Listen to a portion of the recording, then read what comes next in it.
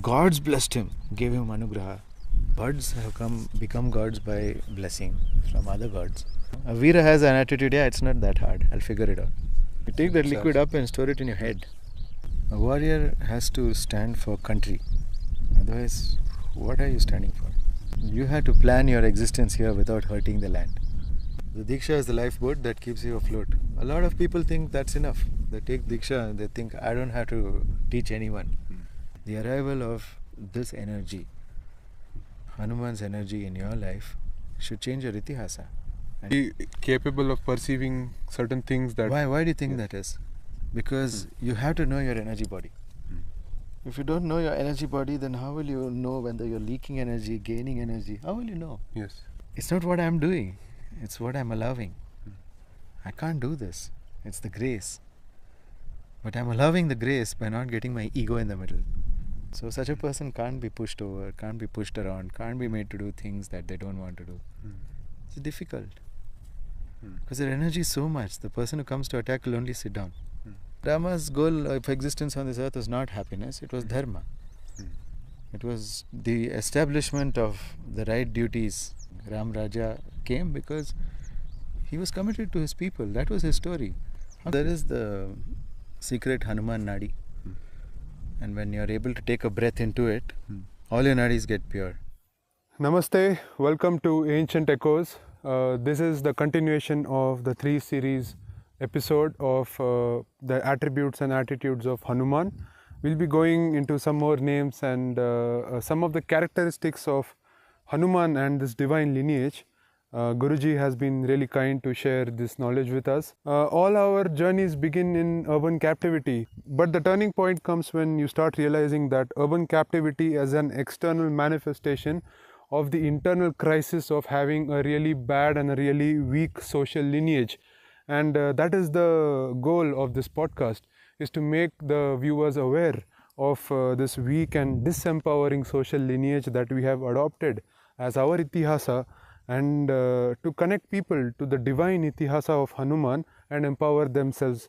Again, in this day and age of seamless connectivity, our hope with this podcast is to find the right people who this message can appeal to and create a good transformation in their life when they are connected to the powerful itihasa of Hanuman, and get back in touch with your inner voice that will tell you what's right and wrong, and that will tell you to live a fearless and a very powerful and a fabulous life. So if you enjoy our content on our channel, make sure that you subscribe to our page, and if you found anything useful, any of the videos useful, please make sure that you share it so that it spreads, and we really appreciate all the questions and the comments below. I hope you all enjoy this episode.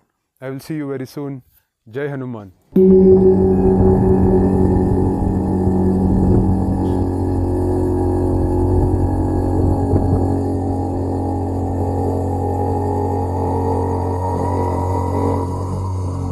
Like you said, another name was Veer. I mean, somehow you have been teaching about Virya in one of the last episodes. You talked about Virya.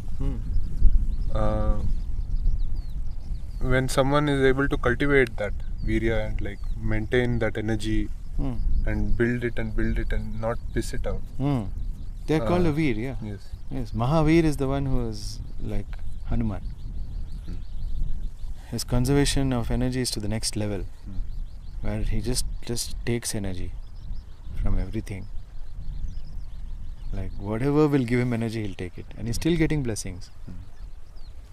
He's still getting encouragement from the gods and the apsaras and everyone, the maharas and the rakshasas and the humans. Everybody's praising Hanuman. They're giving him encouragement. So then see the blessings, how his energy keeps growing. Can't imagine. It's like you get 10,000 followers and then you see someone has 1 billion followers. That's Hanuman. Some other level of energy, some other level of blessing. Gods blessed him, gave him anugraha. So Even the gods have become gods by blessing from other gods. Veer also reflects on bravery and heroism and all these things. So That courage. is the behavior of somebody who has virya. Is virata. If you have virya, you will show up in the world with virata. You'll be like, yeah, I'm here. Let's handle the problem, and let's get on with our lives. No? Yes. Yes. Yeah, a Veera has an attitude, yeah, it's not that hard, I'll figure it out. If you have Veera, you'll be like, yeah, okay, I'll create a solution. You don't think like, there is no solution, where is the solution, let me find a solution. No, you'll be like, I'll create a solution. And you create a solution. Right there, with your Veera, you create a solution because you have that much energy. You think a solution into existence. It charges the brain. You take that liquid up and store it in your head. It becomes Tejas. You get a Tejasvi face. No? Your face will not be like drained of energy, dying. You won't show up in your videos like this. A lot of people who show up on a podcast like this. I just watched the next one. Yeah. You gotta have energy, man. Yes.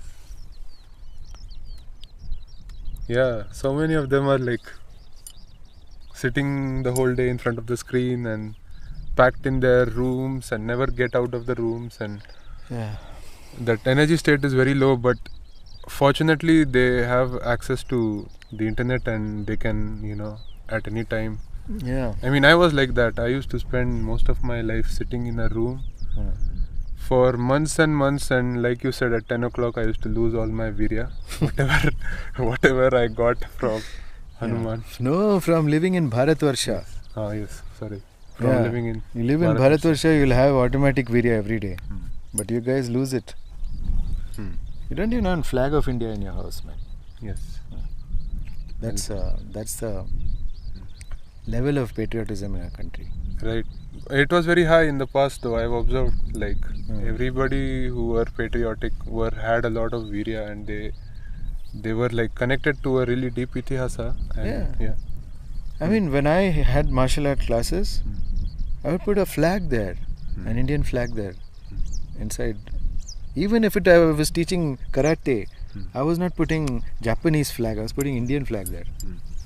No, we should do that. Yes. All the warriors do. If you're not loyal to your country, who are you loyal to?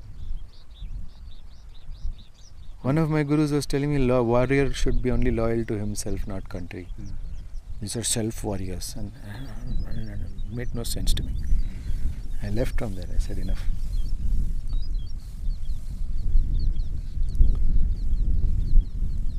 A warrior has to stand for country. Otherwise, what are you standing for? First and foremost, this is your land. You get everything from this land. So, you are the protector of this land. And you have to plan your existence here without hurting the land. Man, there's just so much to learn. You have to get out of our selfish modes, then only we can do something bigger than ourselves. Yes. Great. So that was a lot of useful understanding about the different names of Hanuman, and a lot of things to reflect upon how we have come here, where we live in, who we are. Guruji, you had told me about some of the techniques you had taught me that I have been practicing in Hanuman Gada, and also our students also have been practicing. Some of those, like first of all, there is Diksha involved. What's the process of Diksha, and how do we like get initiated into this practice? See, like I already explained energy field to you, right? Yes. And if your energy field is like a shapeless amoeba, you need a guru's grace to connect you back and teach you how not to lose energy. So the Diksha gives you that grace for as long as you learn how not to leak energy. It's like a lifeboat, the Diksha, until you become a guru yourself. The Diksha is the lifeboat that keeps you afloat. A lot of people think that's enough. They take Diksha and they think, I don't have to teach anyone. Like, that's what I thought. But then later my Guru said, no, you give me back the energy and now you go. So he took it back and he sent me back here. And I said, you go do the same thing, but this time you bring people with you. That's what I've been doing. Isn't it crazy? So that Diksha is it's the power that my Guru has given me to connect you to an infinite source of power. And that's when the difference happens. People think it's like nothing. Because they can't feel energy. Sea of energy hits them, they feel it also, they report it on the group also, and by evening they lost it. Because nobody told them don't lose it. So this time I'm saying don't lose it. I'm going to teach people how you lose your energy. What are the ways in which you lose your energy? Do you know? In one of your videos you had told in 7 chakras. Yes. So the first one is sexual frustration, sexual repression. And if you have killed off your sexuality by not ever investigating it, then you will be losing energy from your Mooladhara chakra. It's punctured. Your energy is out. That's how you're asexual, with your energy leaking out. If you close that leak, then you will not be asexual anymore. You start feeling sexual arousal. That will later allow you to, that energy will allow you to see a story, an itihasa that is great for yourself. And if you're able to see with that energy, with that lovely energy, if you're able to see, then in the Swadhisthana, you will start, in the Swadhisthana, you will start creating your first self-image, which is not an amoeba. Your subtle body will start getting formed out of the Swadhisthana, out of energy from the Swadhisthana. Sukshma Sharira forms, okay? And that Sukshma Sharira is all the possibilities for you. Because the abundance of your Sukshma Sharira shows the abundance of your life. But if you leak energy from the Swadhisthana, your energy will be, your Sukshma Sharira will be like an amoeba. It will be very unattractive and unremarkable, and nobody will care about you. You'll just be another amoeba. Do you care about an amoeba? No. Nobody cares. Okay? So like that, humans will not care about you. Other amoebas might, who are like you. But then it's a life of scarcity, because you and other amoeba will make plans, and you and other amoeba will realize that you don't have the money for those plans. And you and other amoeba will also realize you don't have the health for those plans, and you don't have the energy for the plans. You don't have time for the plans, because you and the other amoeba are both fallen in love in an IT company. Something like that. Okay?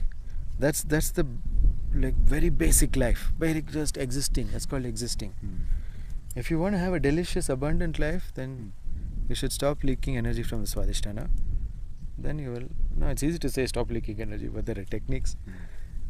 Which Practice is also. no, there's no technique. It's just your itihasa. You see, every time you leak history, you leak energy, there's a history you've agreed to, which makes this possible. Okay. If you stop agreeing to some stupid histories, and then you have a great history. It's not like we were slaves, Gandhi liberated us. That's not a good history to have. Okay. And even whatever personal family history that you have, for most people is so miserable. Like I told you, like, can you introduce yourself? I ask people, and then they start introducing themselves, and I'm like, my God, is there anything but problems in your life? Because that's the energy. That's all you can afford. Your energy is so small that you can only afford problems. So that's what we have to change with Hanuman Gada, and with everything that I do, even the yoga I teach, everything. The goal is to build a divine Sukshma Sharira, and with the lineage being this short directly to Hanuman, you will get a very divine Sukshma Sharira. That is for sure. Okay? And you can see its effects, right? Yep. As you meditate, or like even people come and sit next to me, and then they get healed and go away. I don't even have to do anything because of the abundance of the energy that's there. So not only healed, they get their answers. They could figure things out. Like I don't have to solve things by talking about it, because I hate that psychology approach. Just talk about it. Talk about it, talk about it, talk about it. Nothing happens. So much talking, but no result. So I don't like that approach. I'm like, fix your energy field, meditate, build a good itihasa. Out of that itihasa, when you truly adopt it with your heart, that you're now a student of Hanuman Gada, the arrival of this energy, Hanuman's energy in your life, should change your itihasa, and it will.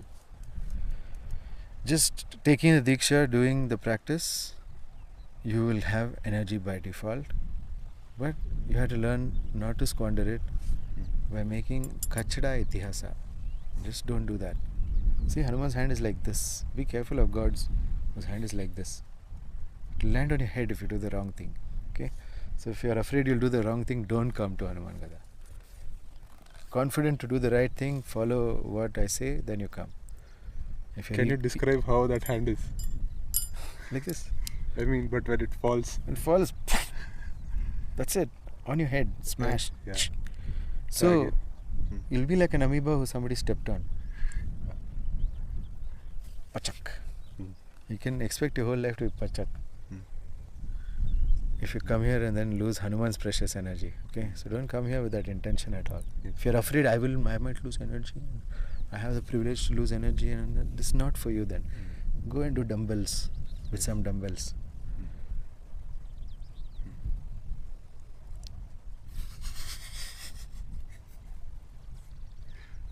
I'm sorry, that last line was too hilarious. So there are some techniques that you had taught. One of the techniques was coming out in nature and doing some subtle kriyas, subtle senses, to awaken the subtle senses, and be capable of perceiving certain things that. Why do you think that is? Because you have to know your energy body. If you don't know your energy body, then how will you know whether you're leaking energy, gaining energy? How will you know? Yes. You have to know how much energy is there in my hand. Before you can lift this, you should know how much energy is there in your hand. Before you open your mouth, you should know how much energy is there in your account, that you can afford to say that. Can we afford it? Is what we have to think before we open our mouth. So we open our mouth and we say all sorts of negative things about ourselves and leak energy. Can you afford it? No, most people can't afford to say negative things about themselves. I mean, even me, I don't say negative things about myself. Yeah. I simply love myself. Yeah. I just think whatever I'm doing with my subtle energy is fabulous. And it's not what I'm doing, it's what I'm allowing. I can't do this. It's the grace.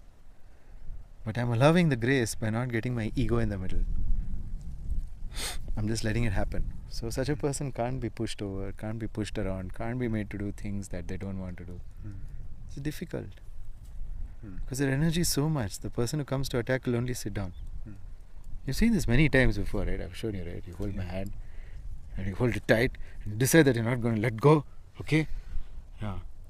And then when I decide that you will let go, you have to let go. What's going on? What happened? Why did you let go? Because I lost energy there. I mean, I lost that energy from. You didn't lose energy. You became a part of my energy, where it is so abundant that you just don't feel this need for conflict to hold on. There's nothing in there. Did you feel fear and let go? No. You just felt there's no point. Now come on, man. There's a point, man. Don't let go, okay? Now you know this. You know the secret also, that you're going to lose interest in holding, right? But then when I also lose interest in this, I'm not even interested in investing in it. Now I just increase my energy and I say, let go now. That's it. How do you let go in a second? You were so interested in holding, and then suddenly there's no interest. Didn't feel like, like this is not important. Okay. Yeah. So somebody's punched, they can feel it's not important. It's not fear that they're feeling. The feeling is not important to hit you anymore. That's the kind of non-violence that I want. You have so much energy that then you just sit over there, and then whoever falls into that energy starts like putting their gun down. That's what you want. That's the kind of energy you need to build. Surrender energy. Because you've surrendered so much that everything has to surrender to you. Lowest of the low, we explained in the first podcast. Yes. Yeah.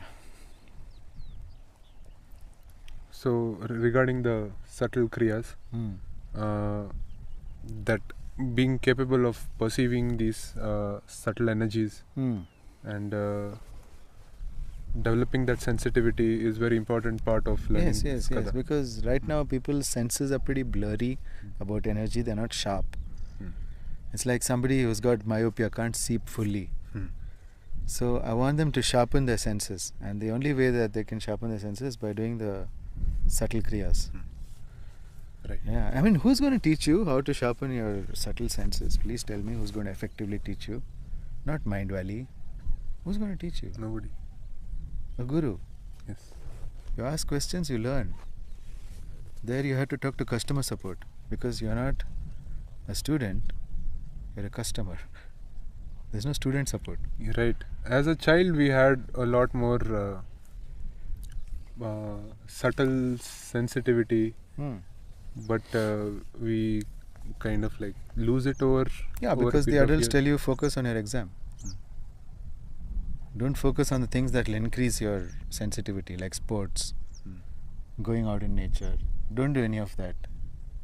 You get 99 marks out of 100 certified by somebody else. We rarely are interested that somebody else certify your knowledge. We don't want you to know anything.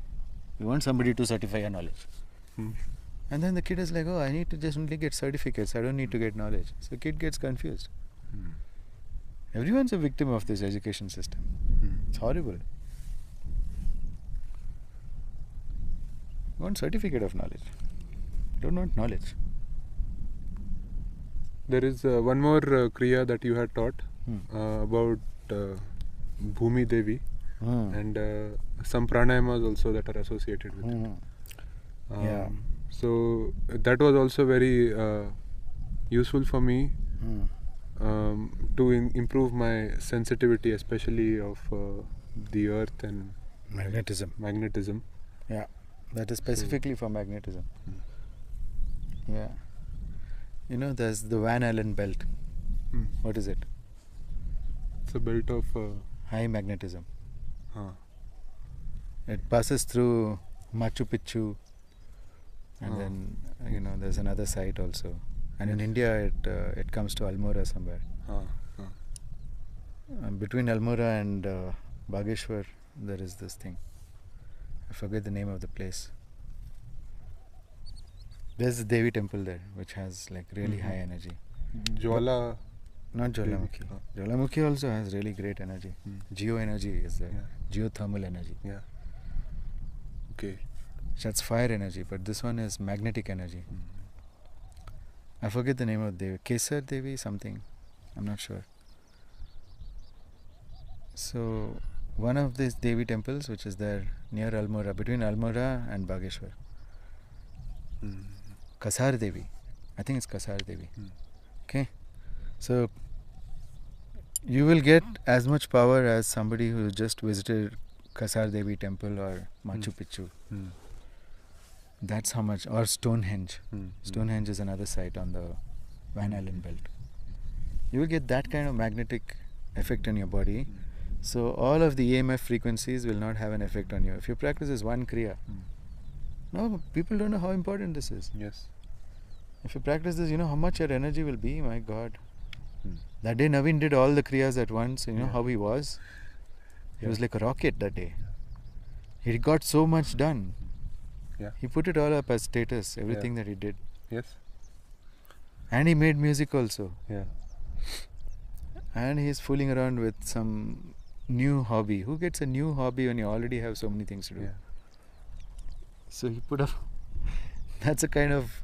He's the girl in the Carefree ad after doing this. Yeah. The one who was climbing mountains on her periods. Yeah. How did he get so much energy? He's the fantasy of the ad world. Yeah. How it happened? Just one day kriya. One day. Yes. Doing all the kriyas. That's all. Yes. That's power, man. Yeah, many people think that if you do spend time doing exercise and they get tired and like it's a lot to do and all these things. So this is not the right practice then. Yeah. No practice, only death. Yes. I'm not correcting anyone's idea Yes. about anyone's wrong idea. Hmm. You have to correct it. Yes. I will live a fabulous life and show you. If you want to verify it, come to Mysore. I'll show you that it's possible to live a fabulous life when you have energy. If you don't have energy, you can't. And I'm inviting you to have energy. If you want to argue with me, guess what that does to me? Does it make me gain energy or lose energy? That's why there will be no arguments on any of my social media. Have you noticed? Yes. If somebody comes there and butts his head and I'm like, it's a butt head. I don't have to answer this one. And I delete it. Like I posted something last time about saying that Hanuman is a model for happiness, and you wouldn't model yourself after Rama if you want happiness. And the reason is that Rama's goal of existence on this earth was not happiness, it was dharma. It was the establishment of the right duties of a king. I mean, the fulfillment of the right duties of a king. Ram Raja came because he was committed to his people. That was his story. How can he be happy? No. But if you follow Hanuman, you can also be committed to people and you can also be happy because you don't have a wife who gets kidnapped by Ravan. And if somebody is in trouble like Ram, you have enough energy to help Ram out. Ram himself is an avatar of Vishnu. So I know what I'm talking about. Look at me, man. But it's like, you spreading false knowledge, do something, get famous, say something, not even proper English sentences. Yes. And I'm like, I threw my gada on your head. I deleted it. Because, are you adding to my energy? No. So, you had to not indulge in energy draining activities at all. Then you have energy to do what you want. So, saying no to everything other than what you want is an important practice of Hanuman Gada.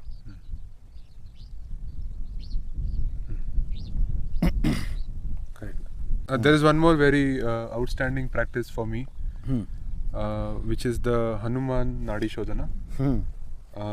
It's a very powerful way of doing Nadi Shodhana. And can you tell us more about it? Yeah, so there is the secret Hanuman Nadi. And when you are able to take a breath into it, all your nadis get pure. It's an advanced practice and shouldn't be practiced by beginners. But I'll teach the students who can reach that level. If you reach that level of stability and you're not pissing away the energy and I'm pleased with you, then I'll teach you Hanuman Nadi Shodhana. It's a very secret practice. It is not Nadi Shodhana, it's not this, okay? It has nothing to do with yoga. This is Hanuman Nadi Shodhana. Something he taught me here. He told me I am in this one Nadi. You blow energy, blow air into this Nadi, blow Vayu into this Nadi. And the rest of your Nadis will become clean. He taught me that you should not do it if you're going to leak my energy. It's not honorable. So don't teach it to a student who will leak my energy afterwards in the afternoon. Because then it's on you. Your energy will go as a guru. So now I am very careful who I teach it to. How can some things be secret? Shouldn't knowledge be accessible to all? No. Not all. Everyone does not deserve knowledge. I don't discriminate based on caste, gender, or even nationality. I have foreign students also. But I do discriminate against stupid, ignorant, unwilling to learn, and eager to learn. So those who are eager to learn and really hungry to learn, they're the ones I want as students. They're the ones who will survive the intensity of our lessons here. Yeah. Very intense, man. Yes. Yes, they are. What happened to your body? Like, where's all the fat that was there when you came to Mysore? Yeah. It was not just fat, it was like a lot of water and swelling on my face also. Yeah. It's because of the discipline and mainly like you had taught about Virya Lava. And how was your skin itchy all the time? That crazy condition. Yes. Autoimmune. Yes. It's all gone. It's gone and the body heals much faster. Like I got a burn that day. Like this is a huge burn. Yeah, wow. On the silencer. Wow. So this was 2 days ago and it had swollen up the next day. The third day it just got tus and then it's cleared up. Now it's like a tattoo. It looks like a tiger skin or something. Yeah. So that's cool. Yeah, man. Yeah, that's how fast you can heal. Yeah, it's a miraculous experience. Like these practices are making me more adaptable, so that, like you said, your guru told you to get other people along with you. That's what I've tried to do. Yes. People who are watching this podcast, if you are interested to learn these secret and really life-changing practices that will make you unstoppable and unshakable, and give you the time and freedom and energy to come out in these places and like also go back to the You need cities. grace even to find a place like this to practice. And you will find it only with grace. Yes. You have to be making space for grace. If you want to learn Hanuman Gada, it's grace after grace after grace. You have to make space for all this. Yes. Don't be afraid of it. You don't have to do it in your current overwhelmed energy. You have to do it in an abundant energy. Until you can get to the abundant energy, don't worry, I will not accept you as a student. So you don't have to fear in advance. Yeah. How does one become a student now? I mean, before they used to come and they used to apply, they used to get on a call with me, and I used to tell them, ask them about their commitment, whether they'll be ready for these certain things like going outside, getting the sun. You do one thing, you gauge their energy. Yes. Just check their energy and say, I'll maybe ask them to say Om Hanumate Namaha. See what happens to their body energy. Are they really feeling that shit, or are they just like here because it's cool to do Hanuman Gada? I don't want such guys. You can say it in your mind, say Om Hanumate Namaha, look at them and see if their energy is increasing. Right. And they'll also feel it. Yes. They're the guys who will have the right answers for you when you ask them, what are you doing? Okay. What are your obstacles? Now, my question I ask people is, what are your obstacles? Please come prepared with this answer. What are your obstacles to practicing 1 hour a day? Getting out in nature and practicing 1 hour a day. If you have obstacles to that, then how can we take you? Yeah, it doesn't take more than 1 hour a day. And wake up early, man. Wake up early, get out 1 hour, take your bike and go, take your car and go. Yeah. Get out somewhere. Start with at least your terrace. Get to a park. Start getting out in nature, more and more, as much more out in nature as you can go. That's when you start learning something about nature. I'm not asking you to go deep into the forest where there are wild animals who will kill you. That is next stage. And you won't be allowed also. Those are all restricted areas. Only sadhus like me are allowed to go wherever we want. But otherwise, you can't go wherever you want. Even on Chamundi Hill, you can't go wherever you want. Only we are allowed. Yeah.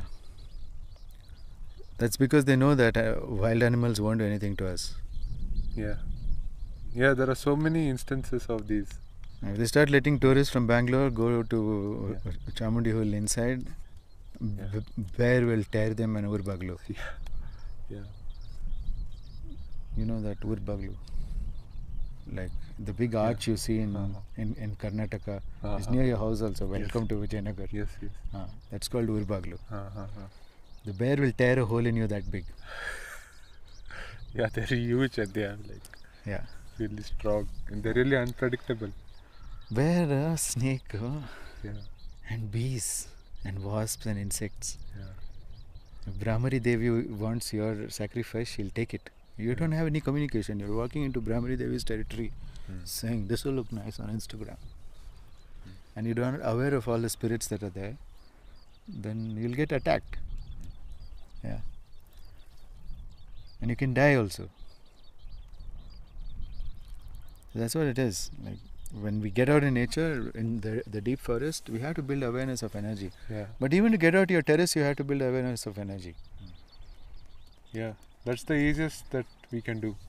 Like it's the easiest thing. Go in the balcony, in the terrace, and anyone can do this. And it's like if you're living in a city, sometimes like you need to go to the park or something because there are some huge high-rise buildings nowadays that block the sun. But even though there is that daylight after 10 o'clock sun is also there in the terrace, in the balcony, that's also fine. UV. Yes. You need a lot of UV light. Otherwise you can't even make hormones. Yes. And get the light everywhere, on your mouth, Yeah. Inside your mouth, in your ears, on your back, like whatever you can expose, okay? Maybe you got neighbors and you can't expose everything. But I have built walls on my house so I can sit naked. Yeah. Your genital areas have more melanin than anywhere in your body. They need more light. Yeah. But people are not exposing these to light, and then they say, I don't have energy in my Muladhara chakra. Yeah. And I'm like, yeah, how you'll have? You need to either meditate or you need to get light. Yeah. I need to do practices like Hanuman Gada, which will increase the Vidya. Yeah. Cool. So you can get in touch with Kunal if you want to join. Who wants to explore the Hanuman in a practical way, you come. Yeah. Those who want to watch theory, you watch the podcast. Yeah. I'll be sharing my number below. Yeah. I will be sharing my contact, and if you are interested in learning, then write us why, and I will do the screening. And there is a challenge I wanted to give, like a 5-day Hanuman Dand challenge. Great. Going outdoors in nature, coming out doing the Hanuman Dand, just in like one direction. I'm not teaching them the secret one that you had taught. Okay. So if you can do that for 5 days and send me a clip for those 5 days, and you report about your practice, then this is the this is the entry thing. This is the least that you can do. If you can do this, then come. And yes, then I'll have a call with you, and then you can start. So send them a video of what they have to send you every day. Yes. And yeah, we'll do that. Okay. If you're able to put in that hard work, then I want you as a student. Yes. Otherwise, goodbye. Yes. Okay. I don't have any more questions. Thanks for asking questions. We included some of the names of Hanuman from your questions. We'll be also covering Hanuman Chalisa, and you had shared some things about Hanuman Chalisa. Yeah, let's see. Hanuman Chalisa is long topic because it's 40 verses full of techniques. Yes. Nobody knows this. Yes. Okay. Some I'm allowed to teach you, some I'm not allowed to teach you. So whichever I'm allowed, I'll teach you. Yes. Yes. Great. Thanks for watching, and I will see you again very soon. And if you have any questions, please let us know below. We'll cover that in the next topic as well. Thank you. Great. Even if you have questions about Hanuman Chalisa, leave it here and we'll cover it in the next episode. Thank you. Thank you. Jai Hanuman. Jai Hanuman.